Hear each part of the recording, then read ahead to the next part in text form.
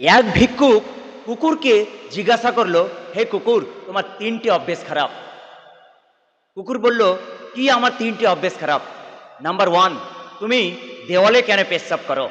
Number 3, number 2, তুমি ভিক্ষুক দেখলে কেন ঘ্যাও ঘ্যাও করো? নাম্বার 3,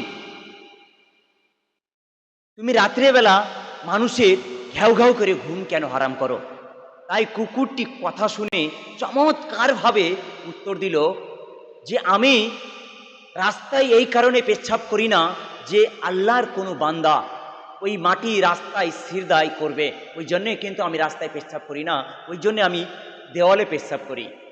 নাম্বার 2, ভিক্ষুক দেখলে এই কারণে আমি ঘ্যাও ঘ্যাও করি যে তুমি আল্লাহর কাছে না চেয়ে তুমি বান্দার কাছে কেন চাও? নাম্বার 3, আমি রাতের মানুষের ঘুম এই কারণে হারাম করে ঘ্যাও ঘ্যাও ঘ্যাও ঘ্যাও করি যে তুমি সারাদিন কাম করে পরিশ্রম করে আর আরামসে নিন মারছ, তো তুমি আল্লাহর কাছে ক্ষমা কবে চাইবে? এই কারণে আমি রাতে মানুষের ঘুমকে হারাম করি। যদি আমার কথাটি যদি ভালো লেগে থাকে তাহলে পেজটাকে ফলো করবেন এবং সাবস্ক্রাইব করে পাশে থাকবেন।